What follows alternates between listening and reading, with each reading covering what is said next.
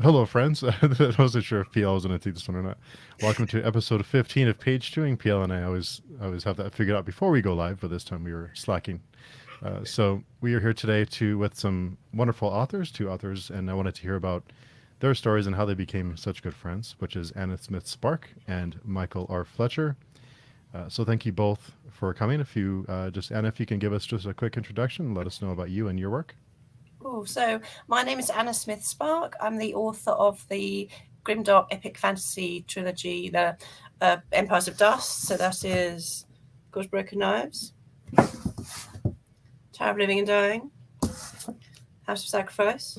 And there is a reference to a different colour of the outfits that Mareth is wearing in those books. In each book, there is actually a reference to him wearing that colour cloak that's coordinated to the cover of each volume, which I was quite pleased of. And I'm actually sitting in my parents' spare room, hence the backdrop, because otherwise you'll be looking at my parents' accumulated spare room crap, and no one wants to see that. So, but I've got a picture of a scene from an illustration from one of my books as a backdrop instead. Cool. Am I supposed to talk now? Sure. Hi, I'm Michael R. Fletcher, author of the Manifest Delusions series, the Obsidian Path books, City of Sacrifice books, and some other random stuff, and happy to be here.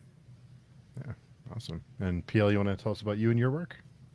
PL Stuart, author of the John Kingdom saga. 2 books out, A John Kingdom and the Last of the Atalanteans, and working on book 3, Lord and King, and honored to be here with our esteemed guests and Steve, of course. And Steve. And Steve. And Steve too. He's okay. Yeah. He's all right. He's all right. So I was curious. I wanted to hear about how you two became such good friends. How did that come to be? I'm not super sure. How did this happen? I started kind of. I think it was kind of through the group. There was a grimdark group on Facebook, and when I joined it, and my book I just got an agent, and my book was out of submission, because Broken Knives was out of submission, and that was when Beyond Redemption had just been published, and Michael was obviously everyone in that group was just obsessed with him. And it was like, oh my God! So I need to clearly, I want to be like him. I want this level of he's famous. It's turns out no, yes. It was only the people in that group, those 6 people, but yes. Everyone else on the planet was who? But there was there was 6 months where me and you were we ruled that group. There was it was just amazing. We were king and queen in that group, and it was amazing. It was just awesome. And we just kind of, a lot of people say of us that we're the two that go further in being truly epically grimdark than anyone else alive. So yeah. We just somehow yeah. It started with that, and then somehow I have no idea how this came about. We ended up writing some serial fiction for Grimdark magazine. We wrote it years ago, and it will see release maybe later this year. I don't know what the plan is. I think it's editing is finished, but it's 10 chapters, 40,000 words sort of thing, novella length-ish, I think, if I remember correctly. It's not that long, but we one of us wrote one chapter. I think Fletcher wrote the first chapter, and then I wrote the second chapter. But we didn't really bother doing that much. We just quickly read the chapter that the next chapter the other one had written, and then carried on. And we didn't really do much the kind of going back or planning. So we didn't really bother rereading the stuff we'd already written, neither of us. And we didn't really bother we had no plan for where we were going. So it kind of, I like to describe it as organic, but it was experimental. Yeah. So it's now being edited, and God knows what the editor. I think the editor's going to be just putting their head in their hands in complete despair at the level of just insanity that was going on. Yeah, it's funny. I've been talking with Sarah Chorn, who's editing it, and Sarah is she's worked with me a pile of times, so she's used to my shitty writing and sort of chopping stuff up for me. But she's kind of in awe of Anna and she's kind of like she's reading it and like going like, what do I do to this? Like because Anna doesn't write like I do. It's not like like simple workman like prose kind of. It's like I don't know what to call it. It's like there's like a poetry to it. There's a music to it. Like it's more than just the words. It's how everything sounds together. And anyway, I'm just super happy I'm not editing that, because I remember Anna sent me something once ages ago to read, and I was just kind of like, I don't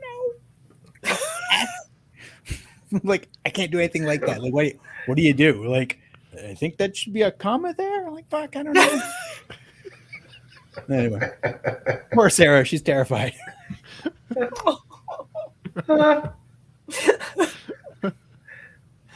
So if I can ask, so Michael talked about Anna's prose. You know, it's lyrical, it's poetic. Is that so? I want to ask both of you what each of you likes most about the other's work. Like, what aspect of the other's work that do you like the most? Yeah, I mean, for me, like it's a combination. Anna's a prose monster, and it's viciously infectious. Like every time if I read one of her books, for like literally months afterwards, there's some part of my brain like that's trying to like dissect that and write like that a little bit, and it creeps into my own style, and I'm like, wow, where the fuck that come from? And then I love Anna's willingness to just like fuck your expectations. Like, oh, you think this is going to end well? Like, you think this is going to be like a nice, healthy love story? Fuck you. And I love that.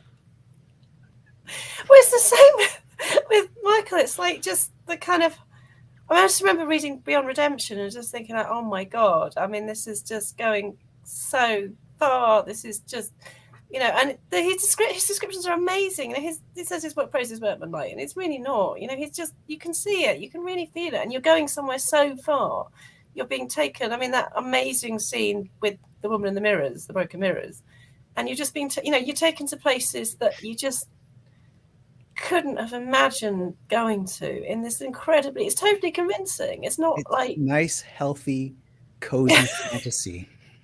Well, the ending of Swarm and Steel, which I do call in my head the all-consuming, because I'm told, which is what it should have been called. Should have been called. Yeah. The ending of Swarm and Steel is just, it's just unbelievable. It's just I came away from that just like, you bastard! Like, how did you?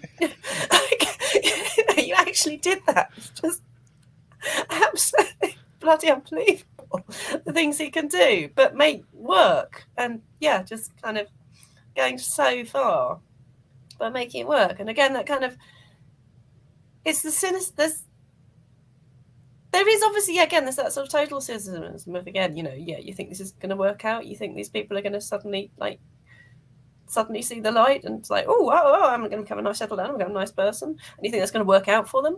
But you do want them, you really want them to work out. I mean, some of the relationships are just, they're really convincing relationships. These are two people, and they're monstrous people, but they're also just human beings. And for all they've done, they are kind of self-doubting, self-criticizing, things are fucking up around them, and they're trying to make the best of it. They're not evil. They're not, he's not writing about people who are evil. He's right, or some of them are evil, but most of the people, his main characters are people who are just, they're in a fucking awful situation. But they're trying to get by, and they're making mistakes, and they're making more mistakes. They're making it worse. And they're more mistakes. But that's how a lot of life is, but they're just real, and some of their relationships are so touching, and you really want things to work out for some of them. You really desperately want things to work out, and you kind of feel anger at the world that's left them like that, rather than they're really kind of they're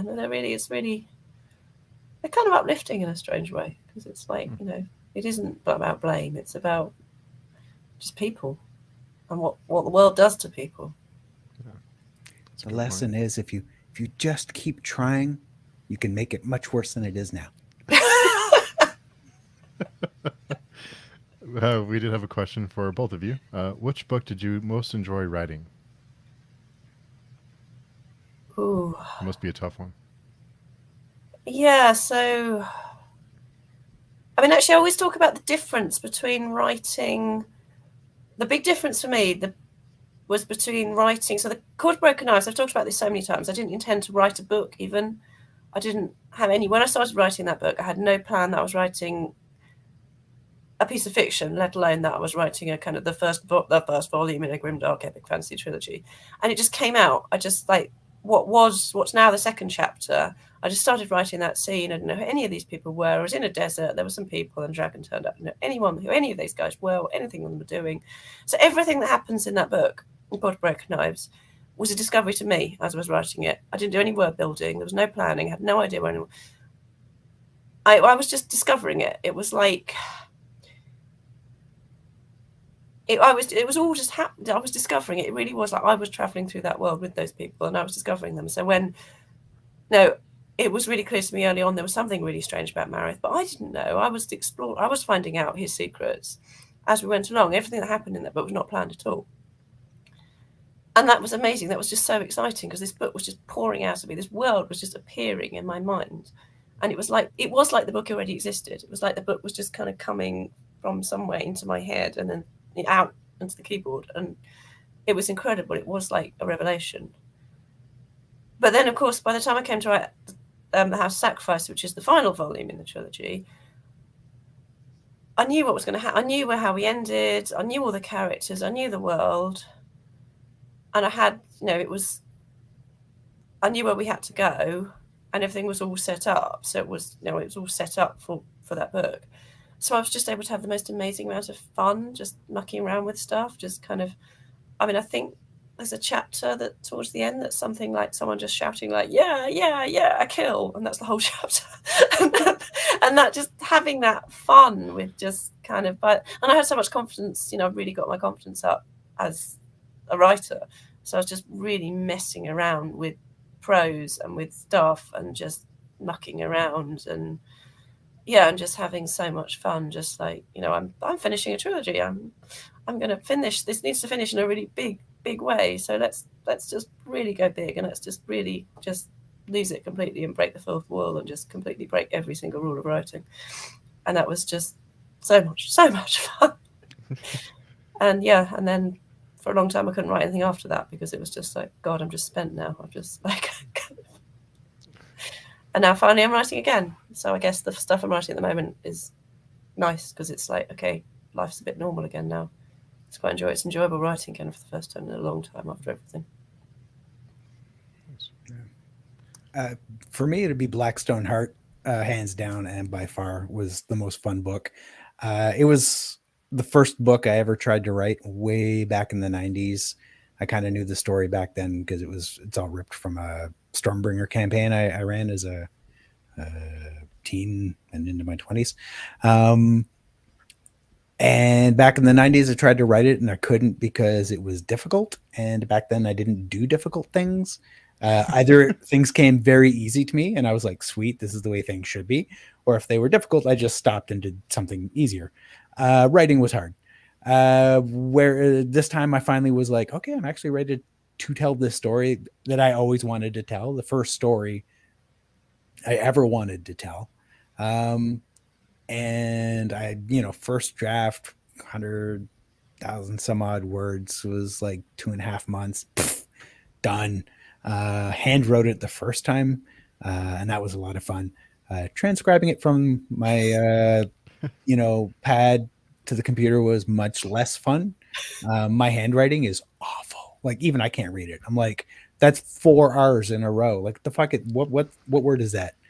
So that was a pain in the ass. But I love that story. I love the character, even though he's a complete dick. So that one was a lot of fun. That was for sure my favorite book to write so far. And Maggie the Stray did have a question for Anna. Will your new book be as grim as your first series? I loved it. Oh gosh. Okay, so a big announcement. I've announced on social media a couple of weeks ago, and I'm really excited to be able to talk about it finally and make a big announcement. So I've got a book coming out next year from a small press, and the fact it's small press might suggest something about its content. It's called A Woman of the Sword. Michael's read it and really liked it. Yeah, it was awesome. It's kind of, it's like, yeah, it is really bleak, grimdark kind of war. It's about kind of a woman and a mother and a perfectly ordinary, sort of perfectly ordinary working class, just with a job trying to get through life with children, woman who's caught up in the kind of total massive epic war at the end that the House of Sacrifice ends with, and that then continues after that. So it's a kind of coda to the trilogy, and it is really, it's me going to some really, really bad places about how angry I am, and I was kind of writing the second half of it during lockdown when, particularly for women, it was, if you had children, it was almost always the women who were taking responsibility for the children. I know actually it was Michael who was locked in his house with his daughter, not his wife, which is she actually wonderful. Has a real job though. So yes, but for sense. A lot of us, you look at the statistics, women were the vast majority of people in kind of very vanilla heterosexual household, one mum, dad, 2 children, 2.4 children, and the dog households. It was the women who were doing all that, had all the work, homeschooling. I mean, I remember one day I was trying to teach 2 different primary school maths lessons and do my own job in locked in the house with the kind of like, what if my parents die thing going in the back of my head. And it's all of that with total massive epic grimdark battles and that kind of totally toxic misogynistic grimdark world that I built, which is, I mean, gosh, I can't imagine why a book like that would seem remotely relevant. I mean, just looking at the news today and yesterday, I can't imagine why I might feel rage and anger and want to write about women in a toxically masculine society, which is just crapping on us on a daily basis. But yeah, so that is, it's my intensely personal kind of stuff about my feelings about kind of sheer absolute rage and despair, frankly, but with big battles of dragons. And that was, so that's coming out next year with a small press because it's just so not massively commercial fiction. But I am actually now trying to write some stuff that's slightly less grim for my own mental health benefits. That's about, I'm trying to write some stuff that is about more kind of healing, or trying to make slightly better choices, or people not feeling crushed. I'm trying to write more about women in very, very kind of brutal societies, but without so much of the kind of bleakness and the misogyny, and with women trying to, women being able to survive, and not just survive, but try and build things and find a positive way out, because I think we probably do need that now. It just kind of feels, I need to turn that anger to a more kind of positive talking about how we might try moving forward and try and finding some hope to make things better, because God knows we need that as well. So but thank you for loving the grim stuff, because it's kind of, I stopped writing battle scenes for a while because I kept thinking, like, actually we were just talking before this chat went live about how publishing isn't that kind of big, heavy, dark, epic fantasy isn't what commercial publishing wants at all at the moment. And for a while I was like, oh my God, so I must try and write, if I'm going to write another really commercial book, I mustn't write battles and things, and I must try and make it, kind of like fluffy. And I was just like, God, why am I doing this? I'm kind of, I know I'm damn good at writing battles. Why am I not writing battles? So I'm just kind of trying to keep, but just have it with a slightly more kind of people trying to fight for something kind of slightly more hopeful and build things in a slightly more hopeful way. But that's an extremely rambling answer, but I have a question for all 3 of you, really, is you mentioned, wanting to get those emotions out. Is writing therapeutic for each of you?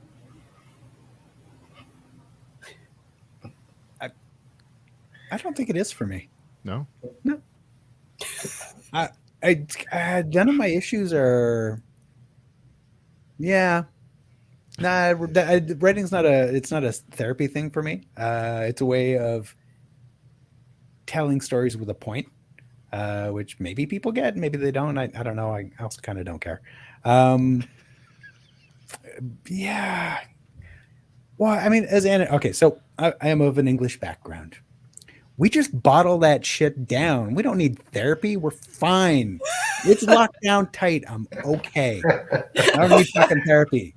I will just crush it down there until it's fucking everything's good. Yeah, I mean, so writing is something that it makes me feel like I'm a better person because I write, because I'm writing. It makes me feel like I'm doing something really positive with my life, which is really stupid actually, because I mean I'm raising 2 children, and I've done some really cool. I work in central government. I have actually done some genuinely really cool things. I brought through a piece of legislation which made it easier for people to get compensation if you had a particularly disgusting form of lung cancer that's only caused by you being exposed to asbestos in a workplace. So basically, I kind of did this thing which meant that people can get hundreds of tens of thousands of pounds really quickly because they're dying of this horrible disease they got while working to support their families and feed their children, blah, blah, blah. Which many people say should, of course, I should feel like, I can go to my grave knowing I did something genuinely good for people, which is more than many people can say. And I'm like, yeah, but and at that point I was really, really depressed because I've never written a book, have I? I've never written a comic short story about someone who goes around just knifing people. I mean, God, what? I just feel such a failure. So writing for me, it feels like it makes me I feel like I'm a better person than a lot of other people because I've written books, and writing keeps me feeling like that. Like I'm doing. I mean, as writers, we are actually better than other people. It's that's fact. So when I can't write, I feel like when I don't write, I feel like I'm wasting my life. What's the point of my life if I'm not writing? But at the same time, yeah, I mean, basically the House of Sacrifice completely fucked me up. Writing the ending of that book completely fucked me up for about 6 months because I've just went to some really, really bad places writing that book. I went really down into some really awful places about myself, I think, and it kind of makes me I feel really good after spending a day writing. When the writing's going well, I feel so good. But sometimes I suspect I'd possibly be a happier person if somehow grimdark epic fantasy hadn't found me. I think I have to say it is therapeutic for me. I've said this on previous podcasts. I write about racism, sexism, misogyny, homophobia, religious intolerance, all these things. And part of that is because I think I felt powerless sometimes to cope with it, powerless to understand it, frustrated because with my job being in law enforcement, has its dark moments. So, so when you combine that with the world in general, what are you going to do about all that? Where's all that? And I talked about the frustration. Where is all that going to manifest? Where is it going to go? And where it goes is into a book, right? For me, rather than going out and do something stupid. So I think that's for me, it is therapeutic, and I think I do feel better when I read this stuff. Although people often ask me, especially the ones that actually draw my book, how could you write that, or how could you say that, or where did this come from? Is like this? You seem so happy and positive and nice and and I'm far from perfect. I think those are part of who I am too. Positive, I'm blessed. I'm blessed with how my life is, but also there's a lot of grim stuff going on, and that has gone on, and that continues to go on, and I think that's why I write, because that's my way to express how I'm feeling about this, and also to Michael made an excellent point that to write a book with a point. Yeah, I hope my books have a point to say, hey, maybe we need to look at this stuff more carefully. All right. Yeah, we did have another comment. I finished The Empires of Dust a few weeks ago, and I'm still recovering. What an ending to this beautiful Rotten series. Aw. Thank you, Anna, for being such a refreshing voice in fantasy. Hashtag Team Emerith. Yeah, it's all hand getting some love because that, yeah, the civil servant, the guy who's like just he's trying to make it, he's trying to make his best, and trying to make it better and trying to obey the law, and it's Oh, thank you, Katrina, so much. Thank you. It's really.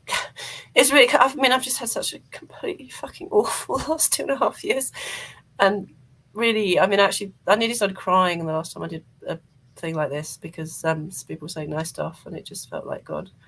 I just stopped being able to write completely for the whole of lockdown, basically for various different reasons, mostly to do with being locked in the house with 2 children, and I feel like I'm just beginning to put myself together and try and get out and actually be who I was. I feel like I'm just remembering who I was now. So every time I see something like that, someone saying something like that, I just thank you so much because I'm trying to remember who that person was. And White Pony did have a question.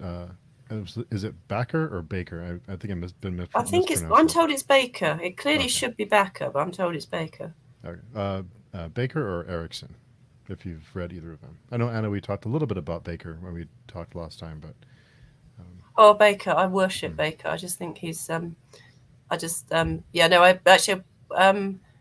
Worldcon in San Jose, me and a couple of people, we spent an hour queuing outside a room. Because he was going to be he was on the panel, and we spent an hour outside the door, so we'd be the first people in, so we'd be right in the front. And we were just like, we're standing there for an hour. Oh my god, we're going to meet Scott. Oh, Scott Baker. Oh my god, we're going to ask Scott Baker. And then as the doors opened, someone said, "Did you know he's not coming to the convention? He cancelled at the last minute." But it was too late, so we got stuck right at the front in this incredibly boring panel, and it was absolutely crushing. But no, I just adore Baker. I think he's he's one of those people. The ending of the Unholy Consult, you're just like, oh my fucking god, it's one of those endings where just like, I knew this was coming for the whole of those 6 books. I knew this was coming, but it has actually happened, and I just can't believe you've done this. And again, he is so important. It's like to come back to sort of talking about there doesn't seem to be a market in publishing for kind of grimdark, kind of really dark fantasy stuff. Baker is so important because he wrote those fucking books years ago were like, this is what happens if you elect someone like Donald Trump as president, right? This is what happens if you people do this. And he wrote it in these amazingly, incredibly well described, incredibly beautiful, massive, amazing, brilliant battle scenes. And his magic fighting scenes are amazing. And it's like, and everyone was like, oh yeah, we'll just ignore this book. No one's going to read this book. And it's like, he wrote that. He told you what you would fucking happen, you fuckers. And no one read it. Now look. Sorry, anyway. Although Erickson is a friend of mine, and Stephen Erickson's lovely. He's a wonderful person as well. And I love his books as well. Michael, have you read either of those authors? Yeah, I read them both. Next question.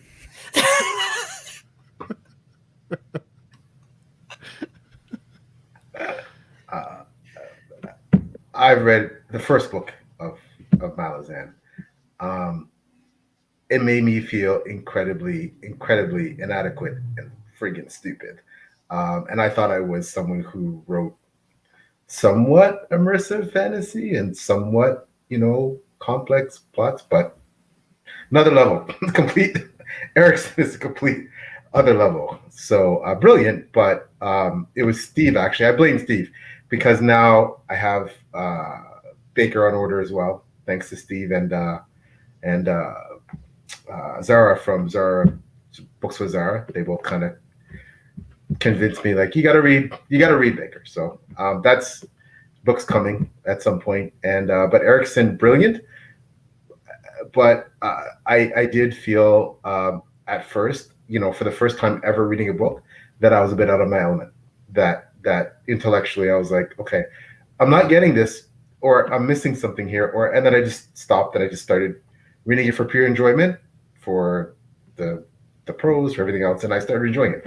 So that's something on a reread that I will go back and absorb what I missed. But brilliant writer. But very, quite complex in terms of plots. I don't want to say convoluted, but complex.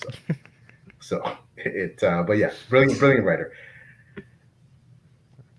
And another question is there an up and coming author you recommend? So Michael, you want to kick us off? Oh, sure. I'm gonna throw this one at so Clayton Snyder. He's written a pile of books: River of Thieves, The Obsidian Psalm, which is where I discovered him. He's kind of mental and dark. We co-wrote a book together called Norilska Groans. Basically, after I read Obsidian Psalm, I reached out and was like, "Hey, I've got a world. I've got a magic system I built. Kind of half-ass have a story. You want to co-write a novel with me?" And he was like, "Fuck yeah!" His new one, Blackthorn, is awesome. He gets better with every book, and I think he's a bit of a sponge for talent. So I wouldn't be surprised if next couple of years he's a name that you're hearing a lot. Yeah, River of Thieves is great. It's hilarious and great. River of Thieves is phenomenal. Oh my gosh, So good. Yeah. What about you, Anne? Is there any up and coming authors you recommend? Oh goodness! So this is where I have to make the confession that I have been doing a lot of rereading and reading a lot of stuff that isn't fiction over the last couple of years. And bizarrely, I got my massive comfort zone actually became reading back issues of Current Archaeology, the UK's leading British archaeology magazine. So I spent a year. Basically, I spent the whole of 2000. Basically, what I was reading was reports of dig sites all across Britain. So which was So I now am just walking encyclopedia of stuff about British archaeology, but because I find it kind of safe. Like I'm reading, and actually military history. Bizarrely, one of the things that I read when I need to feel safe is military history, which sounds completely bizarre, but there's just something about the kind of the clinical objectivity of the prose. And obviously, I mean, even when you're writing about something like the American Civil War, where obviously, you have to write about military history in a very kind of impartial way, even about, the way the two armies are moving and interacting together and what's going on and the way that they're being led and stuff, even when there is clearly, and the author is clearly talking about the fact there's a moral position, military history has to be written in that very kind of clinical way. You can't have kind of yay and then the goodies came in and smashed them and the baddies lost and woo. So I find it very comforting reading that kind of stuff that's very detached from the kind of horrible messiness of the last couple of years. But I don't know if you call him up and coming anymore. I guess hopefully because he's actually, I believe, written more books than me now. But Peter McLean, the Priest of Bones, I just think is just wonderful. They're just those are awesome, wonderful books. They're just, again, they're kind of really necessary. What he's doing, what you begin to realize is actually going on versus what the setup that it begins being presented is going on, and what some of the characters think is going on is so incredibly necessary and important as well right now. But they're beautifully written. They've got this they're set in a kind of, they're not medieval. They've got a kind of they've definitely got a kind of folk songy vibe. There's definitely something, the main character I compared a bit to Thomas Cromwell. They've got that sort of folk vibe, and they've got stuff going on about the early modern, not medieval, and there's stuff about the formation of modern complicated European society in there with really cool, and there's sort of stuff, there's kind of folk magic. It's not high epic fantasy stuff, it's kind of low stuff, there's low magic, and it's just and they're just beautifully written, and they're just so, you get so sucked in. They're written in the first person, and you get so sucked into the tragedy of what's going on there, and if he doesn't end it the way I'm assuming he ends it, I should be quite be furious with him. But just, the tragedy of what's going on, Thomas Party's kind of the tragedy of what's happening to him. So yeah, I'd hugely recommend those. PL, do you want to read this enough? which author would you grant immortality so this person can write more books? Oh, wow, that's interesting. Can't wait to hear this one. Well, I think, Michael, can we come to an arrangement here? I think we can. Yes. Yeah. I personally would grant immortality to Anna, without a doubt. And I would, yes, I would absolutely grant immortality to Michael without a doubt. And yeah, we could just. We can be dark for the rest of time. And I have to ask, and you're gonna have to forgive my perspective because I'm outside the traditional published lens. I'm a self-published author.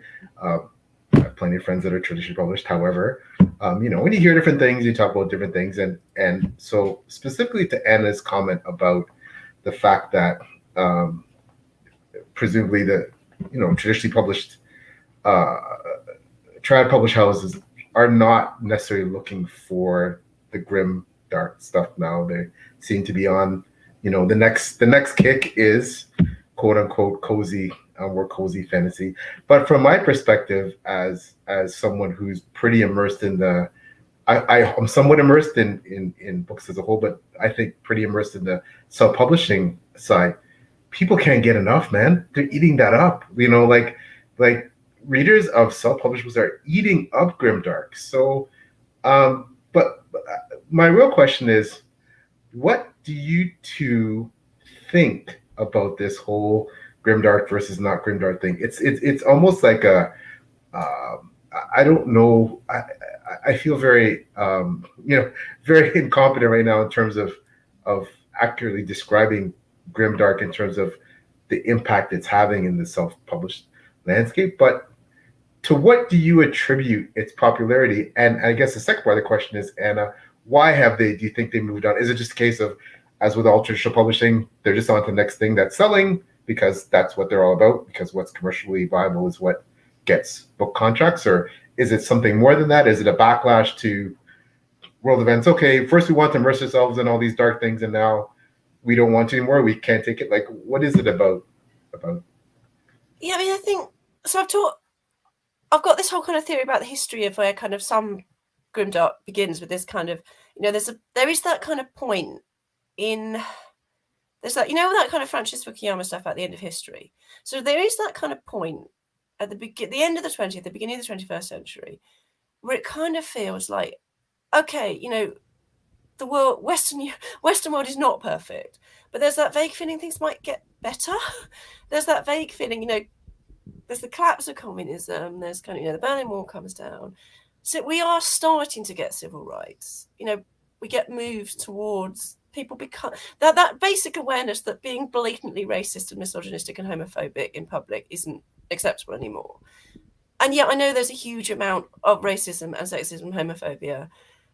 And as a British person, even beginning to talk about, well, things get better in America in racial politics. I mean, that sounds totally naive, I'm sure. But you get the feeling that things are vaguely getting better. That's the idea that at least basic civil rights being granted to people is some kind of, well, we're not going to go back from that. And the world, there is that kind of sense that maybe we're on some kind of vague upward trajectory. Things will be better for our children than they are for us.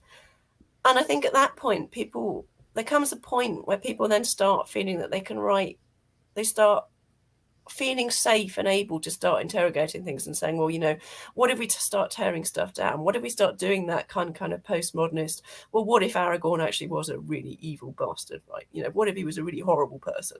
And let's write about that. And let's kind of deconstruct that because we're quite safe. We can start saying, what if our leaders are actually personally really not very nice people, because we kind of feel safe. And that becomes a thing.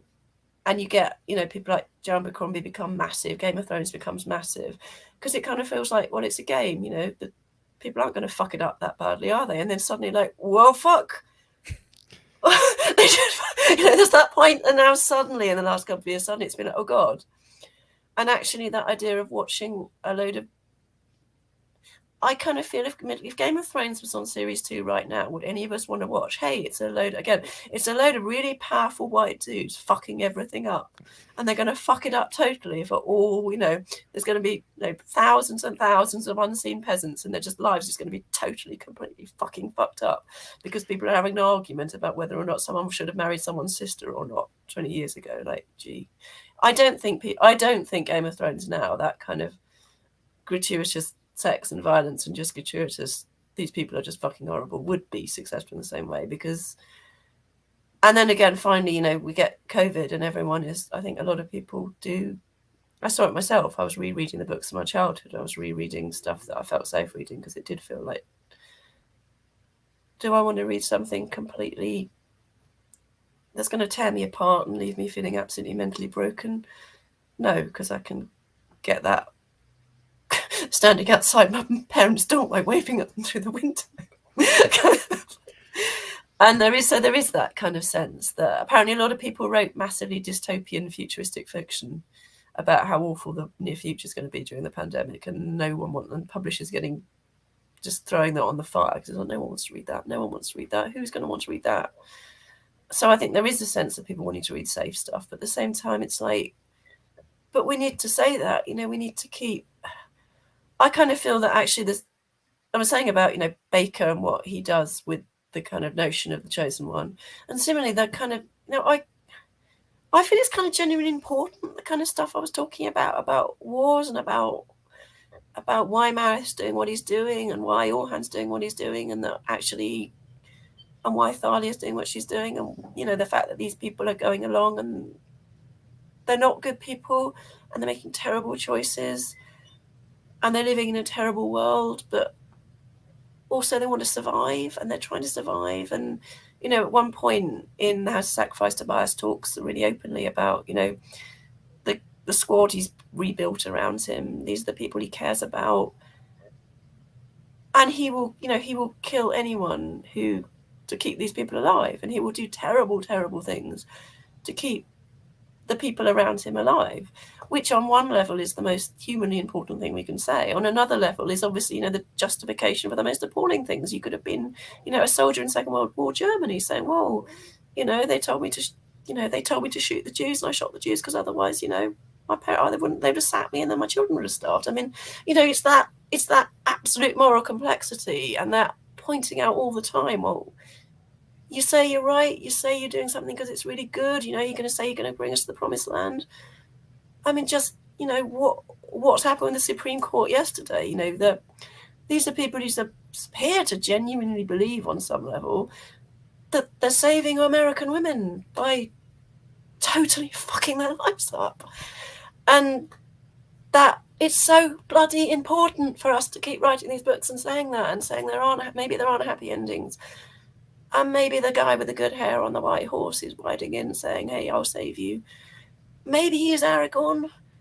Maybe he's Trump. It's really fucking hard to tell. And sometimes we get it wrong. And it's so important to say that. But at the same time, I can see why people don't want to hear that right now.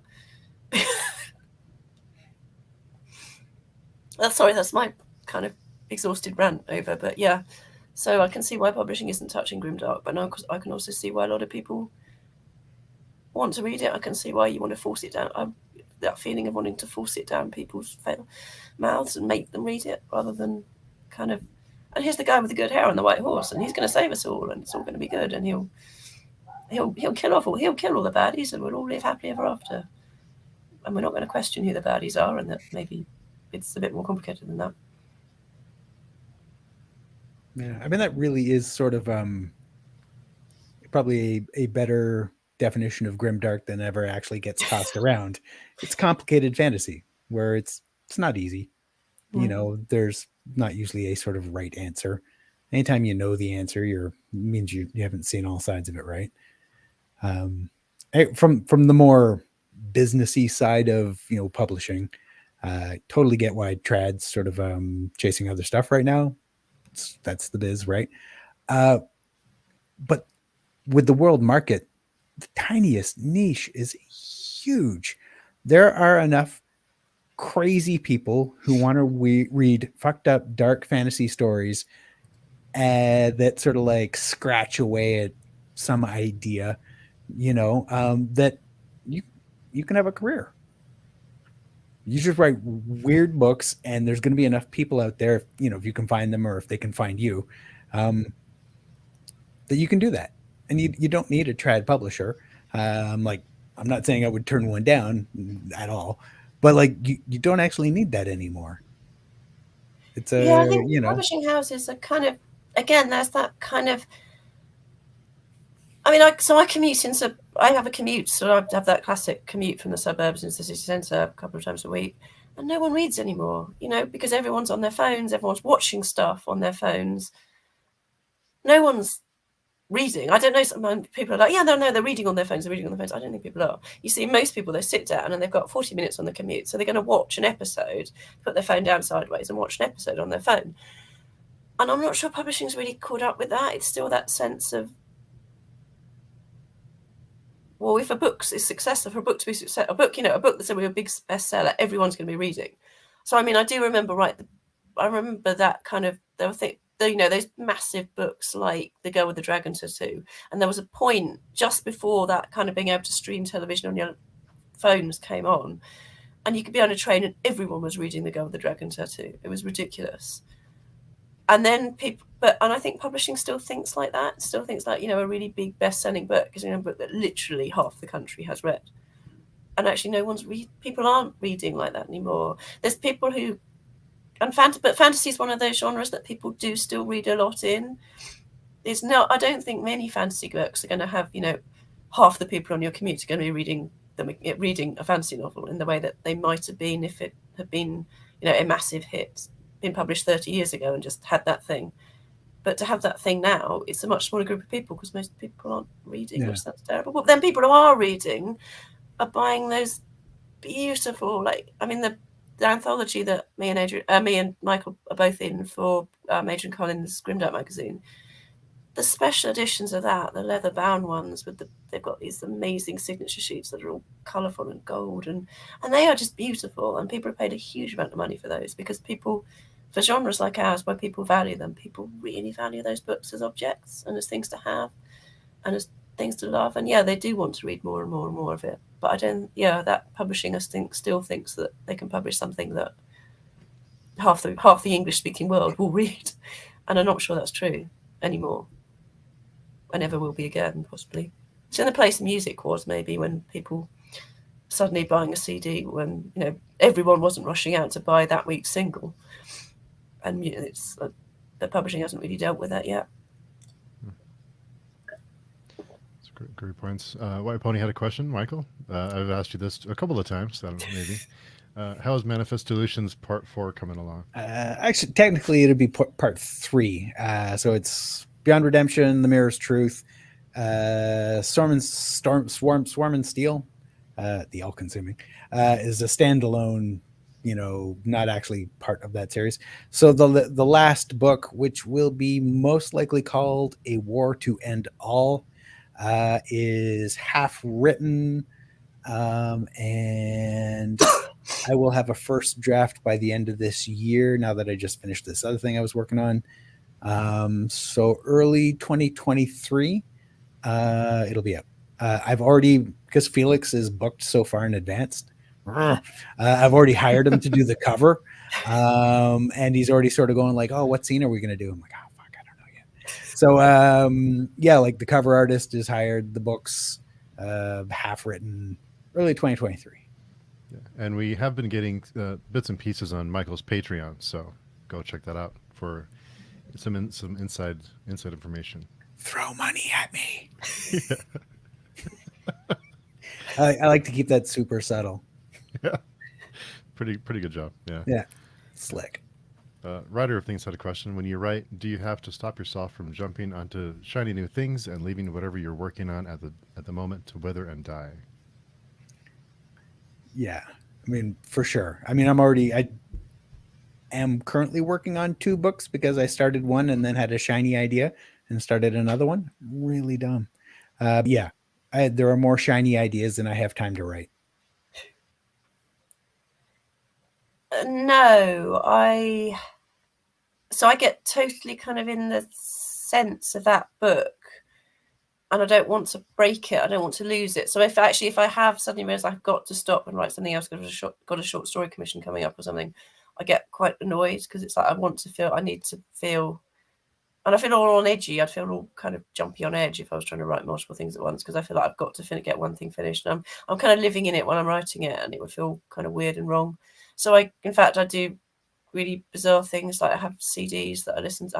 I end up listening to the same CD on repeat while I'm writing a whole book, and that must drive my neighbours completely insane, because it's so I'm listening to like 2 alternative folk albums on repeat, like for a year, basically, writing a book. And in fact, they get really stupid things, like I will start thinking, I'm writing quite well while I'm reading this particular book as bedtime reading. So I will read the 4 books in this particular series, and then I'll start reading them again, and I'll read them again and again and again, because like, okay, my brain is obviously working. This CD and this book that I'm reading obviously helping my brain to be in the right zone for writing this book, and I'm feeling good. So I'll just like stay in that zone by reading the same 2 books and listening to the same CD for a year.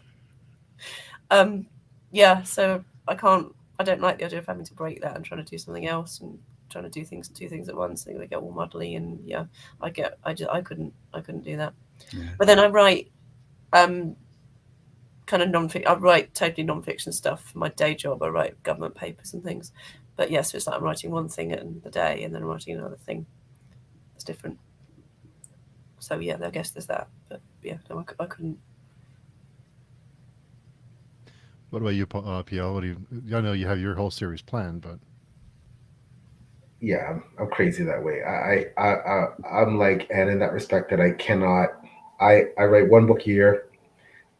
My job is crazy as it is. I have enough left in me to throw all of my efforts into 1 book a year, and then when that's done, move on to the next one. So, and because I do have all 20 books that I plan to write,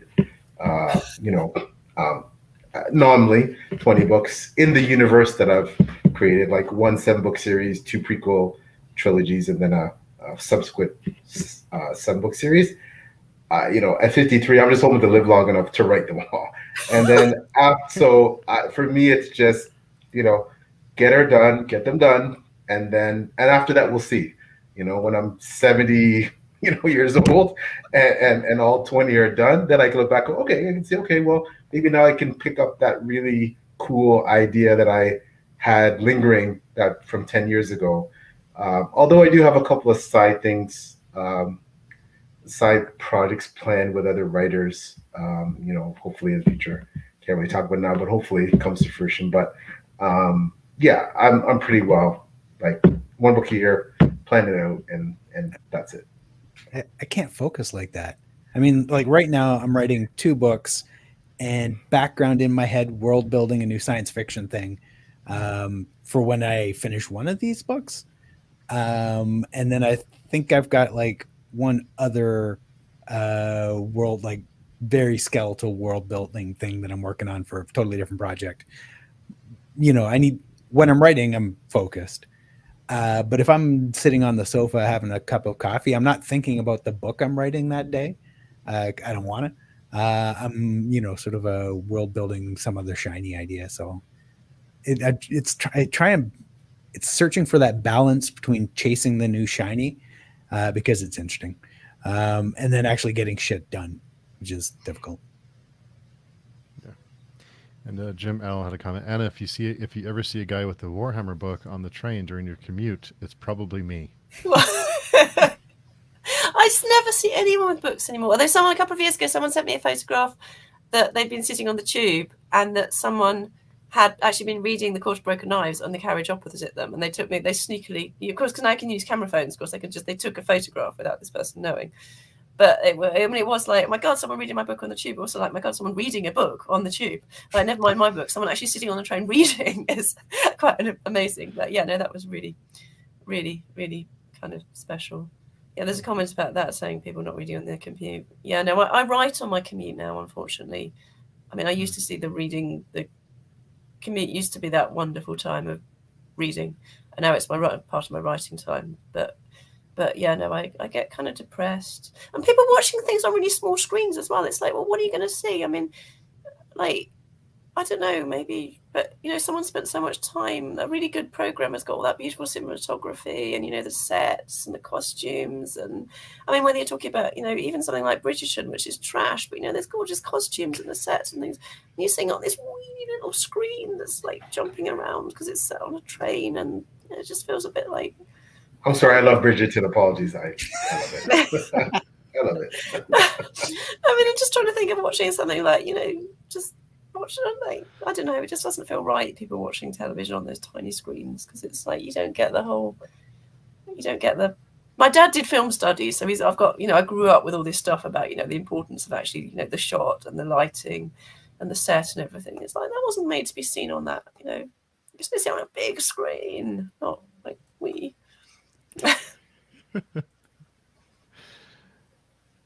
So Mike the tour had a comment. How much of your writing process is instinctual, for lack of a better word, and how much is it technical, as in specific methods learned from classes or craft books, etc.?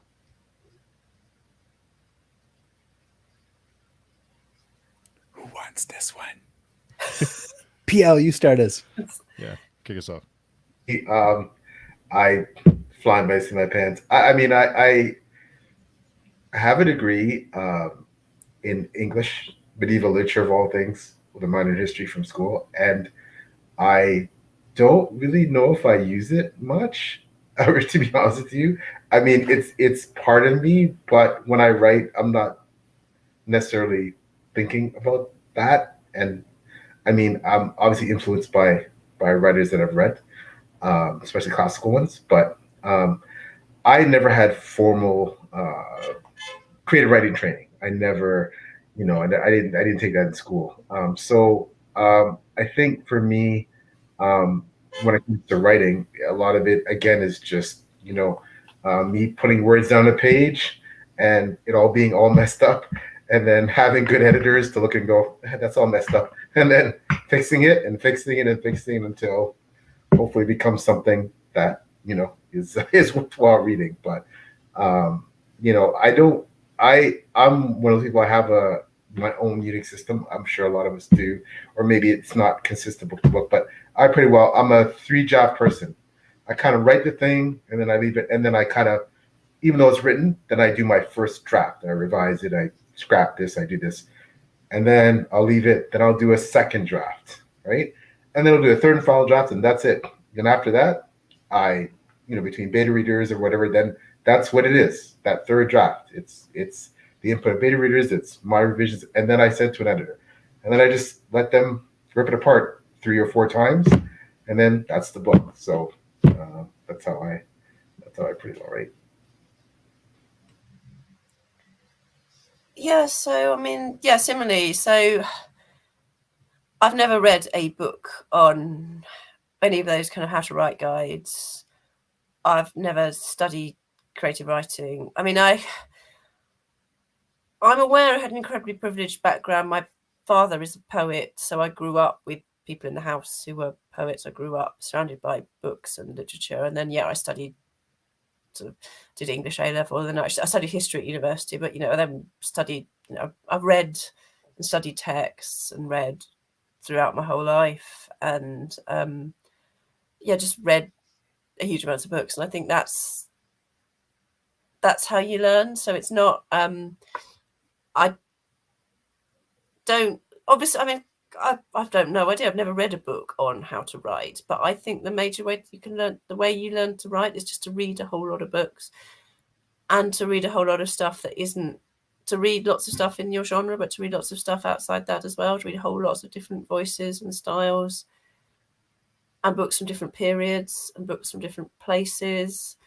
I mean, read translations of books from all around the world. Just read a lot, and that is the only, and then write a lot as well, and just keep writing and looking at your own. And I think for me the big thing is I think about what I'm writing a lot, so I think about what I've written. So which again means I never get that much written in a day, because a lot of the time I'm going back over and over the paragraph I've written until it's right, or I'm going the next day I'll go back to over it and sort of almost kind of redo it. So I'm redrafting a lot as I go and editing a lot as I go along. But it's that thinking about what you've written and kind of just thinking about it all the time. And yeah, that's for me is how you. That's the best. That's how you get better at it. Is thinking about your own writing and thinking about other people's writing. I sometimes hear people say, now they're writing, they read books in a different way. And I think I must have always read that, probably because I'm always surrounded by people who were writing, so they always read books like that as well. But there is always that kind of awareness of like, whoa, what are they? So, someone's done something really good here that I'm really enjoying. What is it they've done? What was it that, all that kind of moment where you realise you have just been totally lost in a book? And like, how did they do that? How did that happen? That did that to me. Or so actually the classic one, I would sort of to be incredibly rude to Brandon Sanderson, I remember reading the Mistborn book, which I was given by someone because it was Amazon told them, this is this incredibly successful fantasy novel that everyone's buying, so clearly, and they were like, oh, Anna likes fantasy, so clearly she will like this. And I remember reading it thinking like, God, this is the worst book, possibly the worst written book I've ever read, but I cannot put it down. And and it was like 3 a.m, and it was like, I've got to get up to go to work in 3 hours time, but I cannot put this book down, even though every sentence is wanting to make me want rip my eyeballs out because it's so badly written. But I cannot stop reading this book, and I've got to know. And then I went and bought the other 2 books in the trilogy the next day because it was like, I cannot rest, even though I know even though I'm hating reading this, I also think, and it's like, that is genius. Like, what was he doing there? What is it that book did? And at the time I was reading it, thinking like, what is this book doing? How is it doing this? And I know how he's doing it. He's doing it because it's constantly kind of that constant, what is going on? What's going to be the next revelation? And that constant, the chapter ends on a big exciting thing and it's a short chapter, but it's that thinking about that all the time. What was he doing? Or a book like Erikson and Baker, which are very intellectual, very complicated, very dense. Well, yeah, I remember reading Gardens of the Moon, and you're like, I have no idea what's going on here. I have no fucking clue what's going on here. I don't know what happened. I've just read a whole page, and I'm dyslexic as well, and that very dense prose. It's like, what the fuck? And you lose one person's name, like, I have no idea what's going on. I have no idea who this person, what's going on anymore. But it's Anna thinking about that as well, like, how is this book getting to me? What is going on here? And that, you could do a kind of compare and contrast what Sanderson's doing, what someone like Erikson's doing, and learn from both of them. And that's the way you learn to write. I think that really kind of important. That's how you learn to write, is to think about that all the time when you're reading stuff. You're not getting off the hook, Michael. You're not getting off the hook. We can still see you. Yeah. Okay. Yeah, for me, it's my process is purely instinctual. I have no idea what I'm doing. I don't know anything about writing. I am the guy who is constantly having to Google, how the fuck do I use a semicolon, or what is a comma, and why, and like, God, fuck, I have to, like, I'm like, should I be capitalizing this word? Shit. And I'm researching that. So I'm constantly learning and relearning because I'm forgetful. So to me, it's all about how the words sound, and am I telling the story I want? I know when the stuff sounds good in my head, and so that's what you get, kind of. And then I learn how to sort of punctuate, and I have kind of managed to pick up, and again, this is sort of instinctually, the rules of grammar, but I don't know them. But I know when it's wrong because I'm like, no, that sounds wrong. But that's it. I had one editor say, something along the lines of like, you can't have a dangling participle. I'm like, the fuck is that? Like, I have a fucking foggiest clue what he's talking about. I'm like, okay, what? So yeah, purely instinctual. Thing about grammar and punctuation is they're rules for clarity.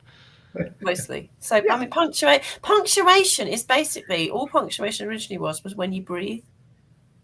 So it's how you break up the sentence to stop for breath. So obviously if I stop in the middle of a sentence like this, it doesn't make any sense. Whereas if I stop at the middle of a sentence and then I go on to the next sentence, so that's all punctuation is. It's when you stop, and it's how long you stop.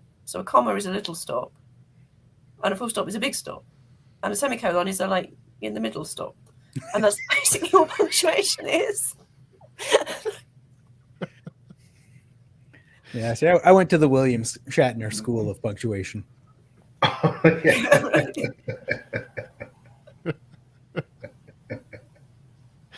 You never have to Google punctuation again, Michael. No.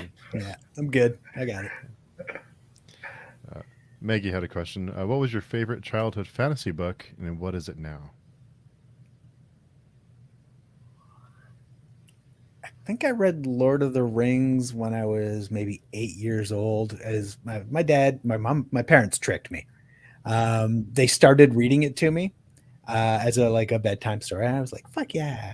And then they were like, we're kind of too busy doing other stuff to read to you," because I got 2 little sisters that apparently also required care. And so they kind of we had it in all 3 books in a single paperback. And so they dumped this tome on me and went, if you want to know the rest of the story, you're going to have to read it yourself. And so that's the book that got me into fantasy, right? I don't have a current favorite book. Too self-centered right now. Too focused on my own shit to be thinking about other people's books. Honesty. Yeah. What about you, Anna? What's your... Oh, yeah. So my favourite fantasy book when I was a child, and actually it's probably still one of my favourites, are either... So The Weird Stone of Brisingamen by Alan Garner, which is just amazing. It's... he's kind of writing about... He's writing about an area he knows very well. So it's very kind of rooted in his knowledge of that place, and the place is incredibly real, and it has dwarves and it has elves. And then the sequel, The Moon of Gomorrah, is very kind of... There's sort of wild magic. It's very... They're quite dark. They don't sugarcoat it. There's a kind of... what the children experience and their experience, they're experiencing wild magic, and it is genuinely frightening them and changing them in a way that most children's books... Think about the children in the Narnia books. So I love the Narnia books, but the children are totally unchanged by that. It's very much like, hey, yeah, there's this wonderful world, wonderful other world, and it kind of doesn't change them. Whereas the children in the Alan Garner's books are kind of altered and damaged by what they've experienced. And in fact, he wrote many years later a book called Boneland, which is about Colin, the boy in The Weird Stone of Brisingamen and the Moon of Gomorrah, as an adult, who is totally, totally broken by the fact he's been briefly in a world of magic and a world of kind of dark powers and magicians, sort of, wizards who are the one thing holding back the dark, and dwarves and elves. And he's absolutely broken by that. And his sister, in fact, Susan, has gone. She's gone to be with part of the wild magic because she can't bear to live in the real world anymore, which again children's books don't usually talk about. There's that kind of, hey, the child's like, hey, I've got this cool secret that my parents don't know, that elves are real and dwarves are real and magicians are real, and then I'm just going to grow up. And it's like Susan in the Narnia books, where she's just saying, she's going to grow up and ignore all of that and just lead a normal life. Like, how are you going to lead a normal life? You've met Merlin and seen him having some kind of vast cosmic battle with the Morrigan. That's going to totally change you and destroy you. And they are kind of rooted in a kind of raw, dark folk horror of the kind of British landscape, which had a huge impact on me, which are just kind of... They're wonderful, strange books. I mean, I love the Narnia books, but the one I always liked best, actually, I realised... So I remember reading The Last Battle, and I was always on the side of the I was always on the side of the bad guys.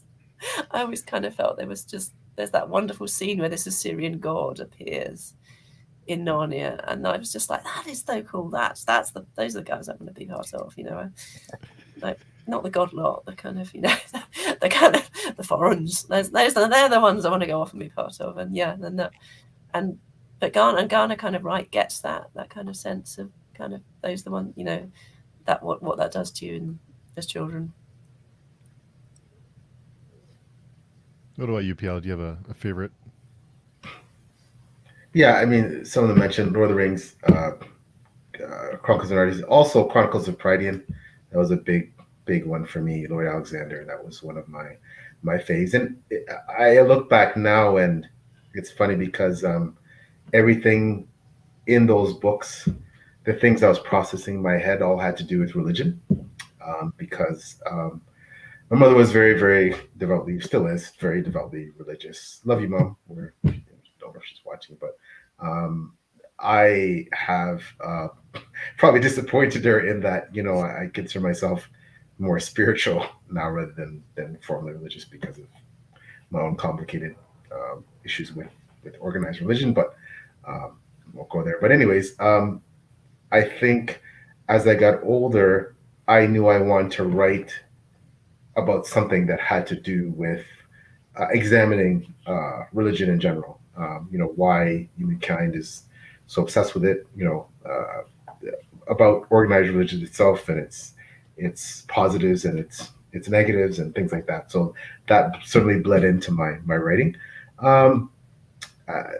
Favorite book now? Wow, I it's tough. I have so many writers. I just wow, the stuff that I've read this year. This has been quite the reading year. Beyond Redemption among them. I'm still recovering from Beyond Redemption. Like I'm still recovering from Beyond Redemption. But and Anna's book is, I thought it would have been here by now. I ordered on Amazon, but I guess Amazon is taking their sweet time. But Anna's first book, Court of Broken Knives, but I haven't read it yet, but it is on the way. I think the book that I have to say to write Hell's Chasm by Janie Wirtz. You know, no one writes like Janie Wirtz. No one uses language like that.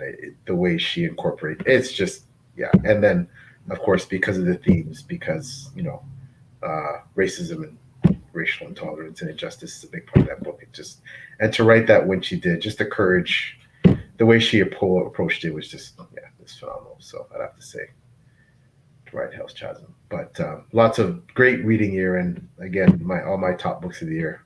Beyond Redemption has to be one of them. I still don't. I like I said, I still think of that book. It's absolutely wow, mind blowing. So kudos to you, Michael. Thank you. Yeah, I still think every time I eat bloody every time I eat chicken and vegetable soup, I think of that damn book. I cannot eat a bowl of meat and vegetable broth now. I'm thinking of you, Michael.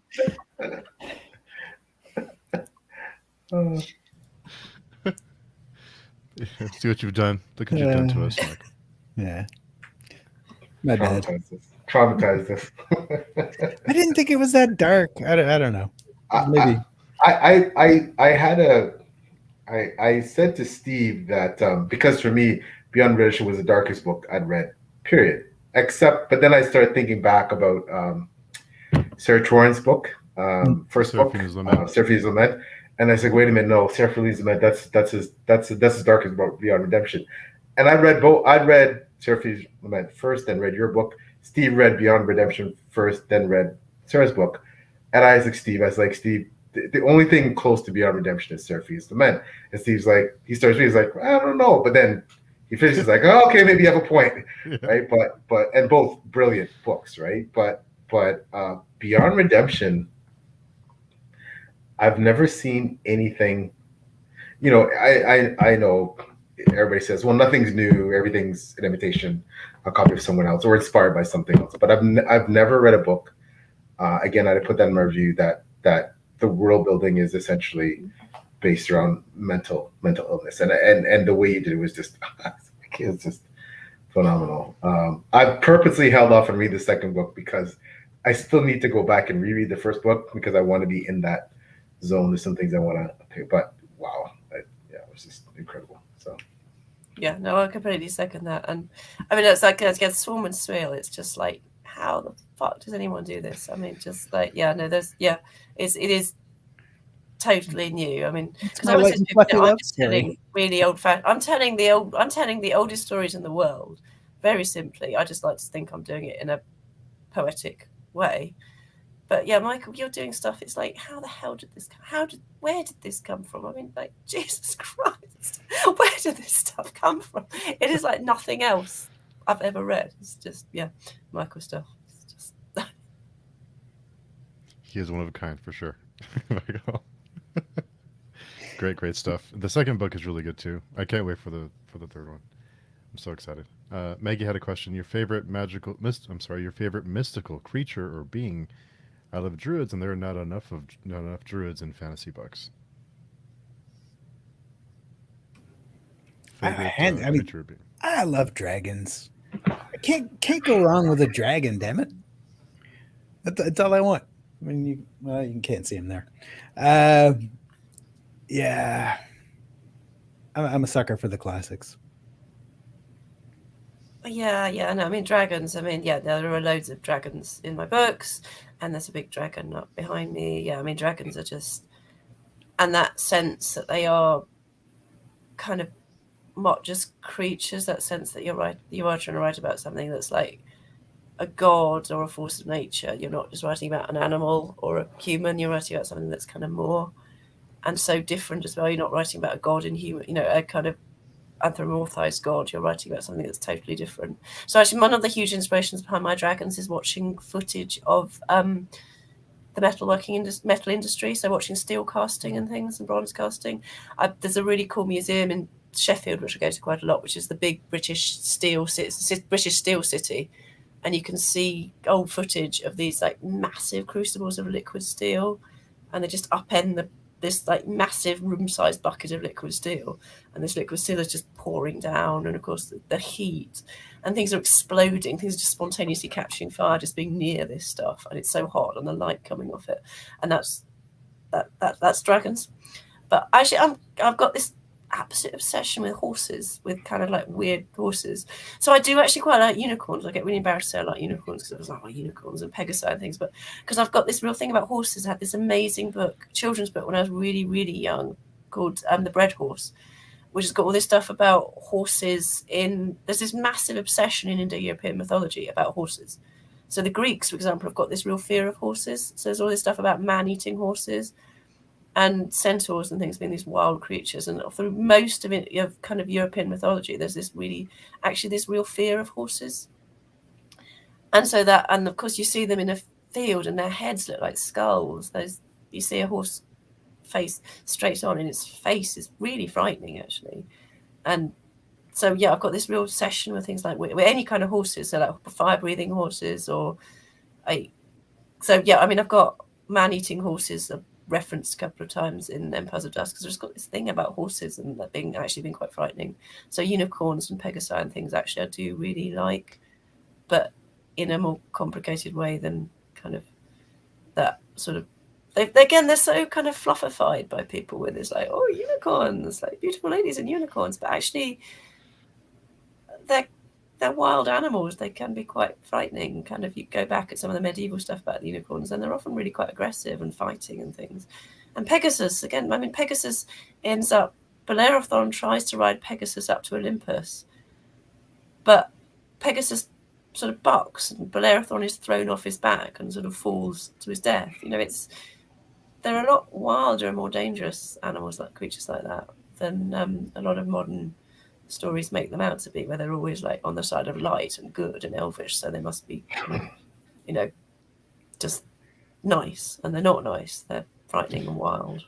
So yeah, but yeah, I don't that just has always been a thing about me and horses, and any kind of magical horses. It's really a massive thing I've got actually. And is everyone here taking part in my Baker group read? I'm starting a group read for the series this month, so hope you're going to join us, Jim. Jonathan said, as a Sagittarius, I've always been partial towards a centaur, symbolizes half man, half horse. I'll let you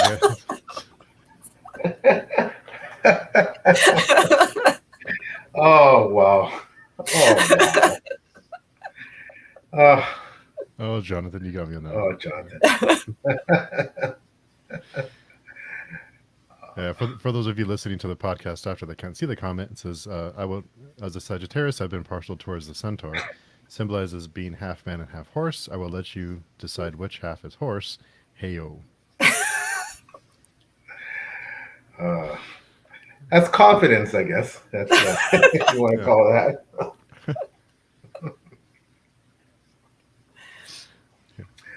that. Yeah, dragons are awesome. Miles / Kristen Cameron, one of my favorite series, is Trader Sun Cycle, is Dragon's Bad, Ash, love Ash, and A Song of Ice and Fire, obviously. And it's funny you mentioned druids.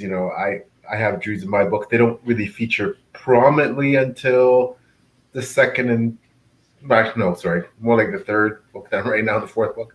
But there are druids, and I find druids fascinating as holy people. It's druids are kind of cool. So it's funny that question came up. But dragons for sure. Dragons are the bomb. Centaurs are great. Your unicorns are great too.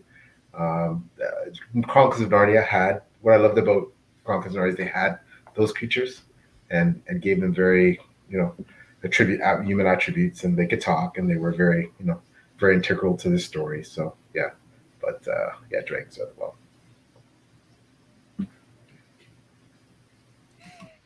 Yeah, dragons are popular.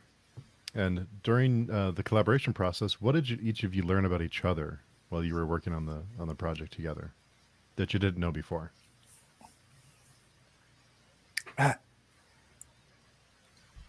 We're both pretty bad at planning, I suspect. But I did learn that Anna writes the best demonic POV characters. Oh, well, that's fun. That was awesome. That she wrote one of the characters is a demon, and it's absolutely mental. It's amazing. Like I that's my favorite part of the whole project was reading her demon character, and then just thinking like, oh fuck, like can you imagine having to follow that? You're like, you get an Anna Smith Spark chapter, and it's like, okay, Mike, write something, you fucking hack. But that's the point. You've got to have that balance. If I'd written a whole book in that. So yes, I've got these chapters that are in this kind of stream of consciousness from this demon. They were a lot of fun to write, but again, they did slightly fuck me up, I think, because when I get into it, it was that again. That's like me writing me on some level, but then you can't have that. You can't write a whole novel in that style because it would just be because one of my favorite novels in the whole world is James Ellroy's White Jazz. And I said this in front of my agent once, and he went white and said no, because White Jazz is famously absolute. I mean, it is unreadable, and his editor obviously at some points makes him stop, and like you have to have these little recaps where he just has to literally tell you what's happened in about the last 5 chapters, because you haven't got a fucking clue what's happened in the book, because it is just stream of consciousness. It is just a man who's completely out of his mind on drugs going around killing dogs. And it's just, and I kind of came quite close to that with some of these chapters for this thing, and it couldn't have been like that, because it couldn't have been the whole book could have been like that, because it would have been unreadable. So it has to then move into the way you're writing, because it has to work. It works better with the juxtapositions. But no, there were some really bizarre, unfortunately, slightly bizarre, embarrassing business meetings where me and Michael and Adrian Collins, who's in Australia, so the timings of the whole thing were a nightmare as well. And me and Michael would start going off on one, and Adrian would be like, guys, like, it's like, people have got to pay for this. And there's cons, and he's like, no, you can't do that. You can't do that. I'm like, why not? Like, because people are going to have to pay for this. And he would just be, you could see him at one point now. I'm really sorry, Adrian, because you could see him being like, look, did you guys, there was a time when there was a bit of a hiatus. We just both stopped writing for a while, and he's like, you seem like, guys, did you bother rereading anything before you carried on writing? And I'm like, nah. He's like, do you have any idea what is going to happen for the end of this story? Like, nah. Have you got a fucking clue what day it is and what the weather is like when you pick up to start writing the next chapter? Like, nah. And that was, I hadn't actually realised quite how chaotic. I was like, look, Adrian, I mean, you've commissioned both of us to do this because you think we're amazing writers. I mean, like, yeah, like everyone always says genius is close to madness, and Adrian's like, oh god, just stop, you two. Just kind of. But yeah, so that it was fun. But yeah, no, I think when we've broken Sarah, and actually we did, I think we broke Adrian. He did actually send us a message saying like, guys, you've gone too far. It's like, hey, the editor of Grimdark magazine sending a message saying like, guys, you've just gone too far. Wow. So, yeah, that was. But yeah, no, it was. I don't know. People sort of keep saying like, "Oh, they'd love to meet the two of us." You know, they'd love to be at a con and then meet the two of us together. And it's like, I don't know. What do you think we're going to do? You think we're going to start going to axe rampage or something? We'll just sit there being really shy and like, oh, can I? Yeah, colossally introverted. Like I can Yes. I can be sociable and stuff like this because you're not fucking here. Whenever I want, I'm just gonna fuck off and leave. You know, even this is going to be exhausting. By the time we all shut down, I'm going to like kill a bottle of wine and be like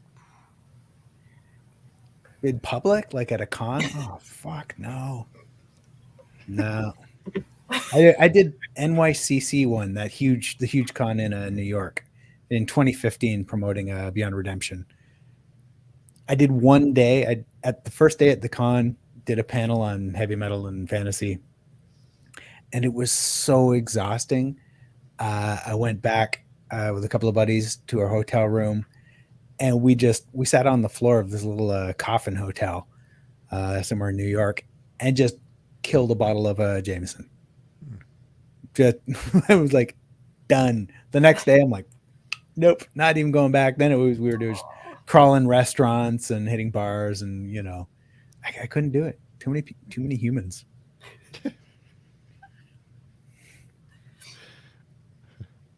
I need to read that book. Yeah, you guys are killing me. And then, Sarah's pretty tough. I don't know if you broke Sarah, then it must be.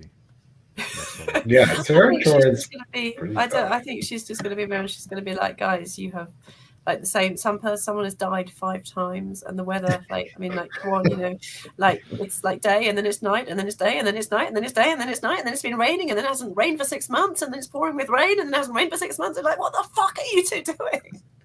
Can you get anything bloody right?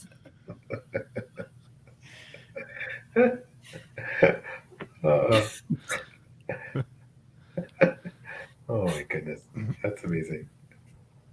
So when Sarah sends feedback, who does she send it to? I don't know how that's going to work. At some point, I guess we'll get edits back, and we will have to do things. Well, yeah. I assume they go to Adrian and then they come to us, but yeah, and then we'll have to actually just sort it out. But yeah, no, I don't mind structure. People always I don't mind structural edits. I don't mind when people say kind of like, oh, you can't, you know, can you change this character's trajectory a bit?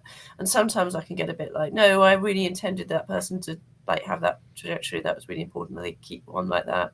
But I don't actually mind if someone tells me like even fairly big structure edits. But I take line edits really personally. I get really, if someone tells me like, I think this shouldn't be a comma, I think it should be a semicolon, I get really, really personal, like, no, I'm right, you're wrong, I'm right. And then occasionally I'm like, okay, the copy editor is actually right, it should have been a semicolon rather than a comma, and I get really upset. I see kind of like line edits as basically as an exam. I see them as like someone testing me on my prose, and I get really, really, really arsy about that. See, that's where it's nice to not know what you're doing, because I get like prose level edits back, and I'm kind of like, oh, okay, comma, sure, I guess, and I'm fucking okay. I never get angry about those. I've had days where I'm like, accept all, yeah, fuck off. Well, I was just like, I don't know. Hopefully, she knows better than I do. Yeah. So now with, and I think, you know, and please forgive me for saying this, but, you know, both of your reputations as grimdark authors are pretty well established. So let's just put that out there. That the world, I think, looks at you two as grimdark authors. I know, Anna, part of your handle is Queen of. That is Grimdark. Michael's fault. That isn't completely. Oh, you've got Michael. That bloody Twitter Okay, I got to hear the story Like- first. Here. Well, how is it his fault? It's entirely his fault because he sent me a message on Twitter saying, "Do you know that no one's taken that Twitter?"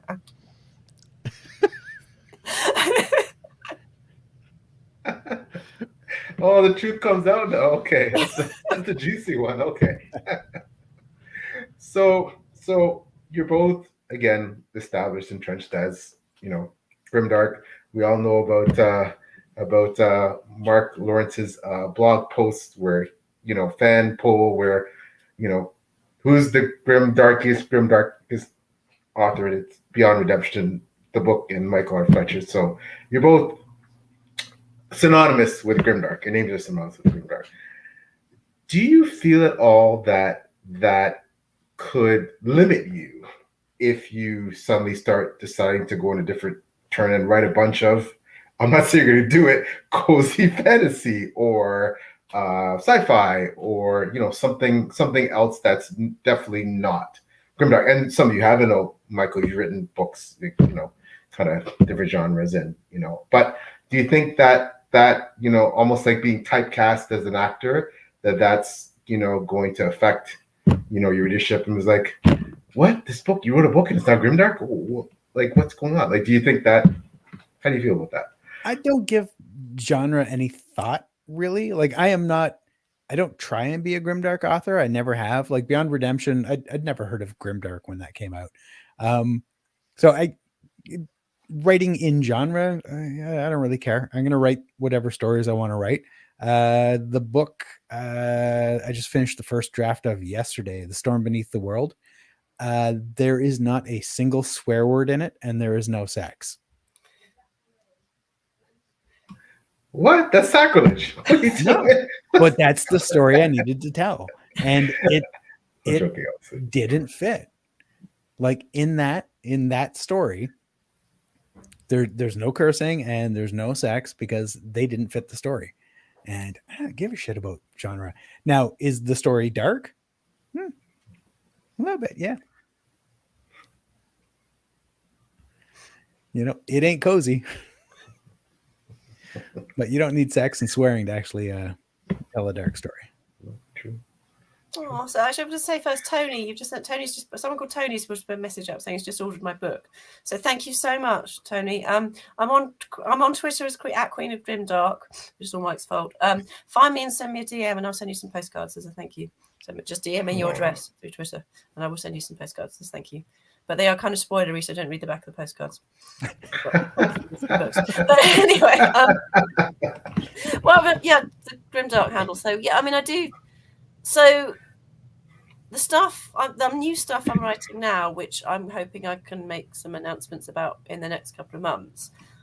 I've got some stuff coming out. I've got a short story in this new world I'm writing, which is coming out in Unbound 2. I think it's Unbound 2. It's either Unbound 2 or Unfettered 2. No, it's Unbound 2. Unbound 2 from Grimdark Press in the autumn, and that is not grimdark.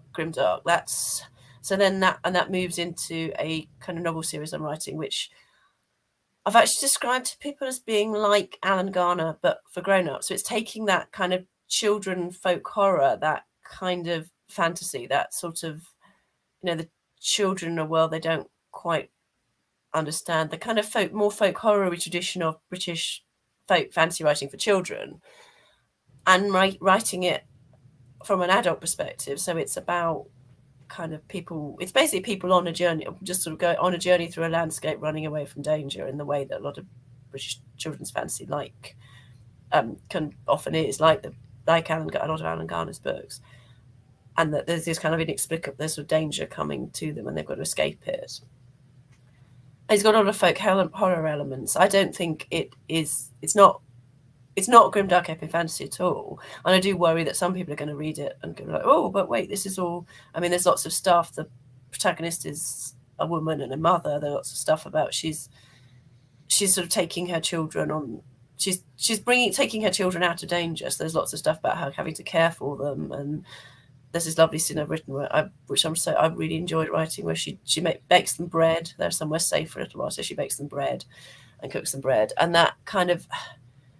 And I do worry part of my guess sort of worries a bit that people are like, whoa, I was promised, like, I thought there was going to be more massive battles, and and instead we've got this woman going on about she's baked her children bread and talking to her 12-year-old daughter, and that kind of about the kind of stuff that mums and 12-year-old daughters talk about, and it is more kind of personal and homely, but then it's still got that dark edge to it. And also I don't want to do the same thing for always. It's that kind of not wanting to do different styles of book, wanting to write different voices. I will come back to writing more massive, big, epic fantasy battles and big epic fantasy books, and I'm with lots of multiple voices and kind of Clash of Empires stuff. But I wanted to write something more personal and more about kind of me, and about there's lots of stuff about landscape and the woman in the landscape, and but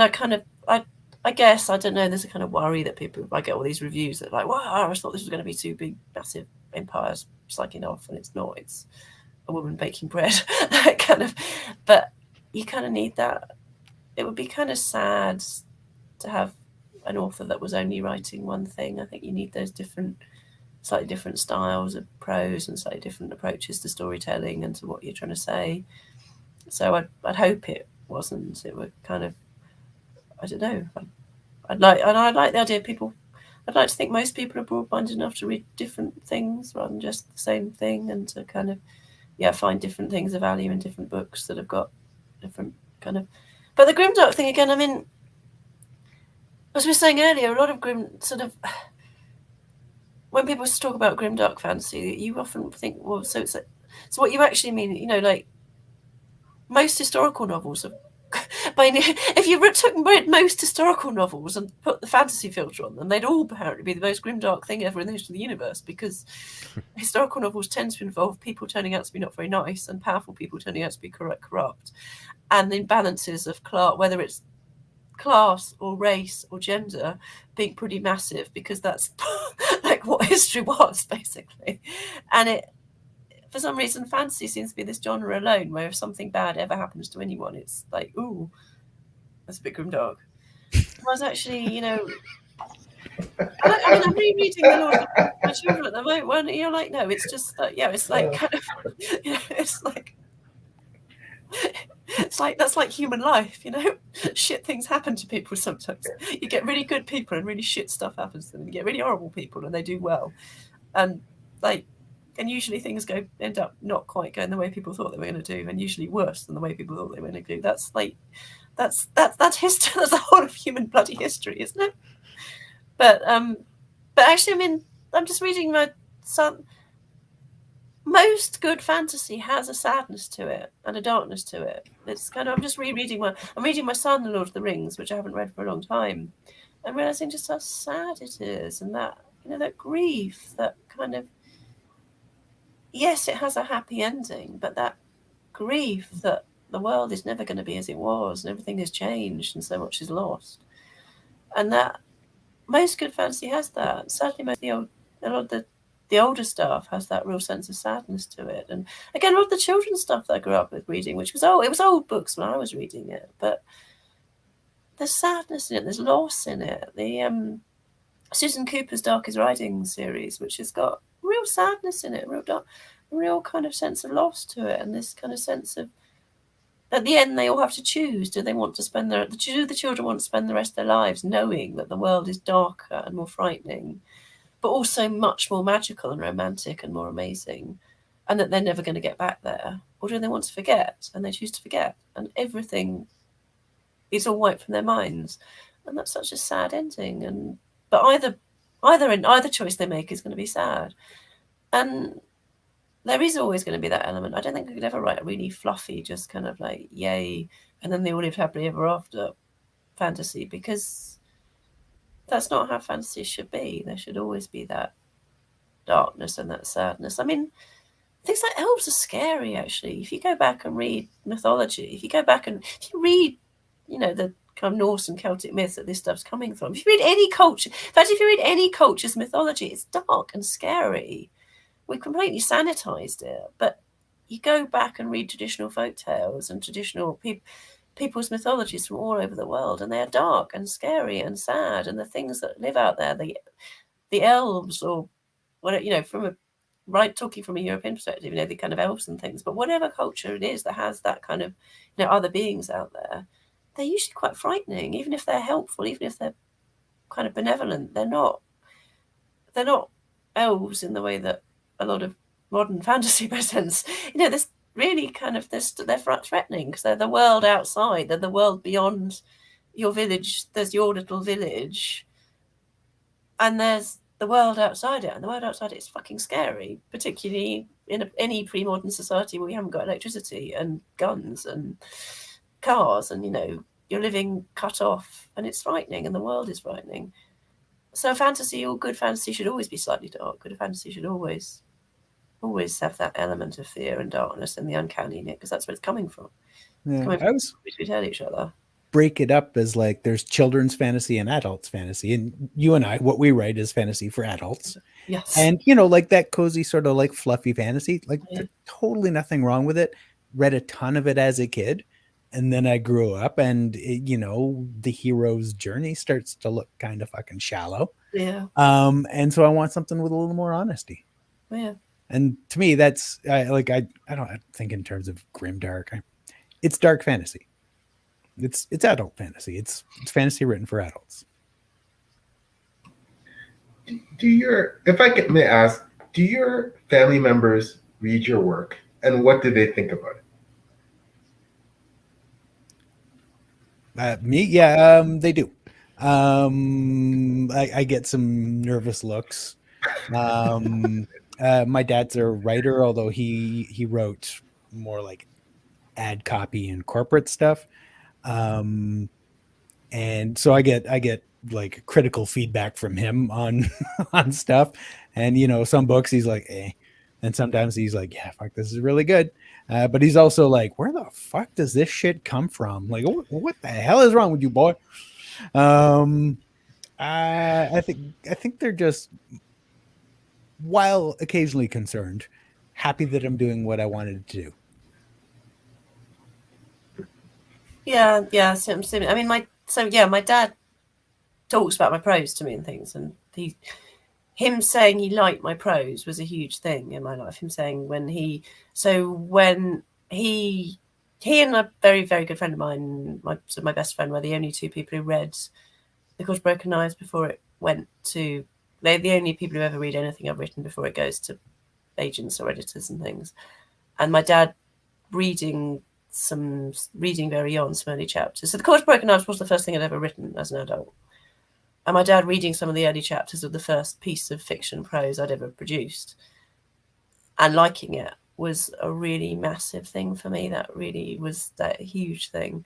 And he's one of the very few people I talk to develop about my ideas, and I'll show stuff that isn't finished yet. My mum's read the books. Well, she's read the published books. She's not read anything I haven't had published, but she really likes them. She's never forgiven me for the ending of The House of Sacrifice. She just was really, really upset about the ending. But I haven't talked to her about the books in the same way. She's just kind of, yeah.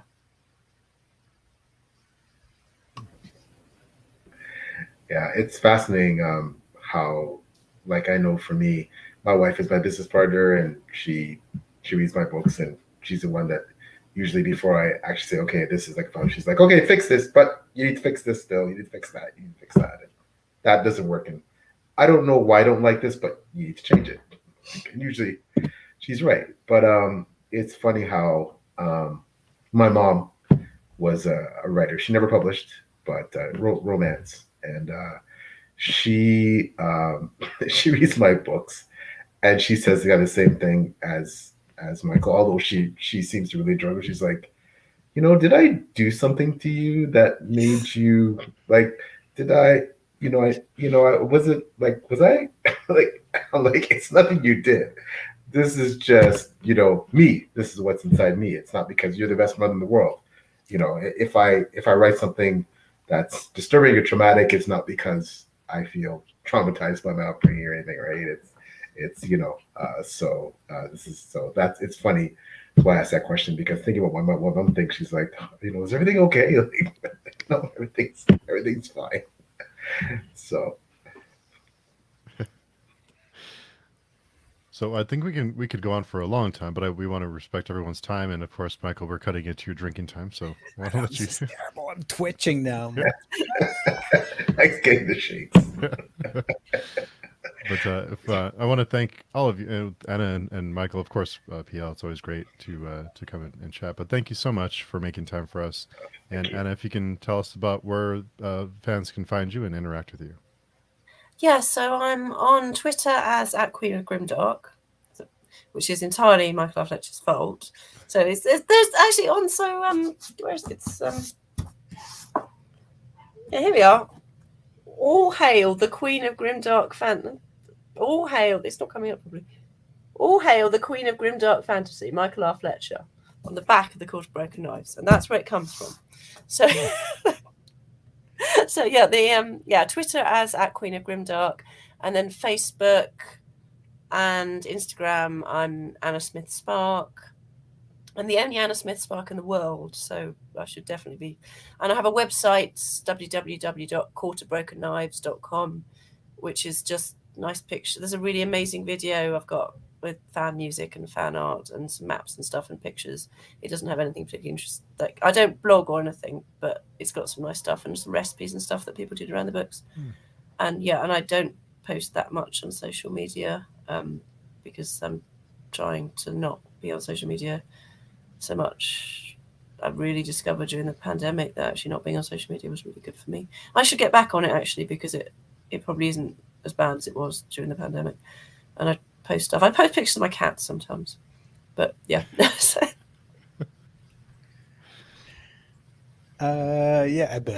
Twitter, I think I'm at Fletcher MR, maybe. Michael R. Fletcher on Facebook, probably something like Michael R. Fletcher on Instagram. Mostly I post my daughter's artwork. Website, which is amazing. Yeah, it's she's amazing. so freaking good. It's yeah, insane. she's really good. Wow. Like, I had no idea where that came from. Certainly not me. She made fun of me the other day. I did a pencil sketch for my illustrator who was doing illustrations for the next book, just trying to sort of describe something. And my daughter found it, and she's like, "What is this? Like, what are you trying to draw?"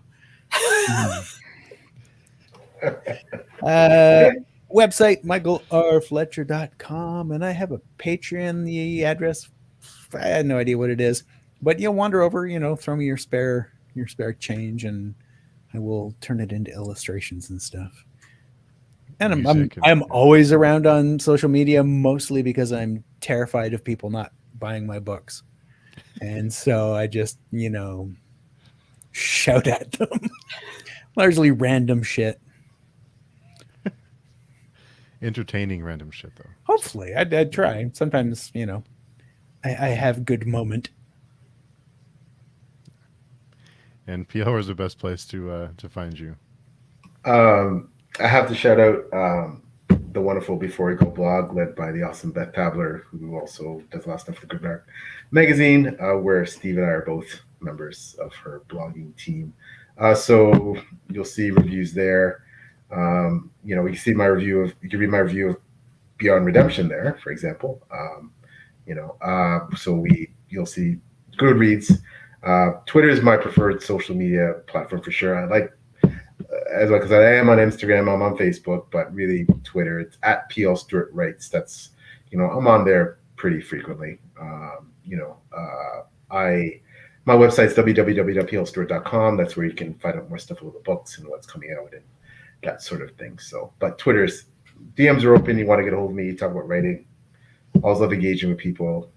It's a medium, no problem. Chat. So. Awesome. Well, thanks everyone so much for coming by. It's such a pleasure. It's always great to talk to all of you. So, yeah, thanks for having us. Yeah. Thank you so much. It was really fun. It's lovely. Yeah. Thanks everyone. Hope everyone has a great rest of your weekend.